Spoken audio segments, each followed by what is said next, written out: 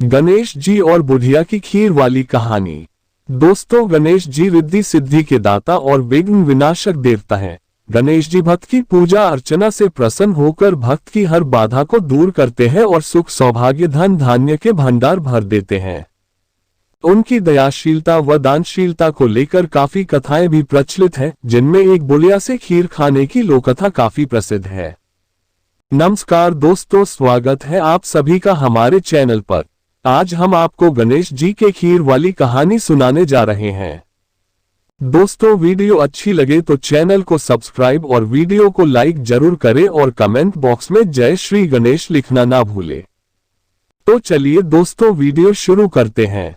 एक बार गणेश जी ने पृथ्वी पर मनुष्यों की परीक्षा लेने का विचार किया।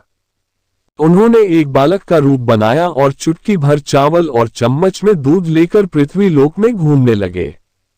वे सबको अपनी खीर बनाने को कह रहे थे, पर सबने उनकी बात को अनदेखा किया।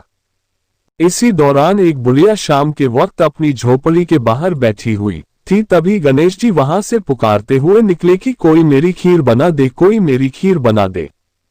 बुढ़िया बहुत कोमल हृदय वाली स्त्री थी। उसने कहा, बेटा, मैं तेरी खीर बना देती हूँ। गरीब बुढ़िया ने खीर बनाना स्वीकार करा और एक भगोना चूल्हे पर चढ़ा दिया। इस पर गणेश जी ने घर का सबसे बड़ा बर्तन चूल्हे पर चढ़ाने को कहा। बुढ़िया ने इसे बाल लीला समझते हुए घर का एक बड़ा भगोना उस पर चढ़ा दिया। कुछ ही देर में एक चमत्कार हुआ। गणेश जी के दिए चावल और दूध बढ़ गए और पूरा भगोना उससे भर गया। इसी के बीच गणेश जी नहाने के बाद खीर खाने की बात कहते हुए वहां से चले गए। बुढ़िया ने बड़े प्यार से मन लगाकर खीर बनाई। खीर की भीनी भीनी मीठी मीठी खुशबू चारों दिशाओं में फैल गई। पीछे से बुढ़िया के पोते पोती आए तो भूख लगने पर बुढ़िया ने उन्हें वह खीर खिला दी। खीर बनते देख रही पड़ोसन को भी बुढ़िया ने कटोरा भरकर खीर दे दी। बुढ़िया की बहू ने भी चुपके से एक कटोरा खीर छिपाकर रख दी। इसके बाद भूख लगी तो बुढ़िया ने भी खाने के लिए खीर हाथ में ले ली और बोली, आजा रे गणेशिया, खीर खा ले। तभी गणेश जी वहां पहुंच गए और बोले कि मैंने तो खीर पहले ही खा ली। जब बुढ़िया ने पूछा कि कब खाए तो वे बोले कि जब तेरे पोते पोती पड़ोसन व बहू ने खाए तभी मेरा पेट भर गया। इसके बाद जब बुढ़िया ने बाकी बची खीर के उपयोग के बारे में पूछा तो गणेश जी ने उसे नगर में बांटने को कहा। जब बुढ़िया ने खीर बांटी तो राजा को भी इसका पता लग गया। इस पर उसने बुढ़िया को अपने दरबार में बुला लिया। सारा माजरा जानकर उसने बुढ़िया का खीर का भगोना अपने पास मंगा लिया। पर राजा के महल में जैसे ही वह पहुंचा तो उसमें कीड़े मकोड़े व जहरीले जानवर गिर गए।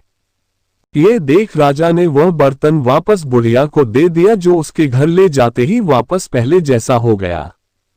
इसके बाद बुढ़िया ने फिर गणेश जी से बची हुई खीर के उपयोग के बारे में पूछा तो उन्होंने झोपड़ी के कोने में गाड़ देने को कहा। ऐसा करके बुढ़िया रात को सो गई और गणेश जी उसकी झोपड़ी को लात मारते हुए अंतर्ध्यान हो गए।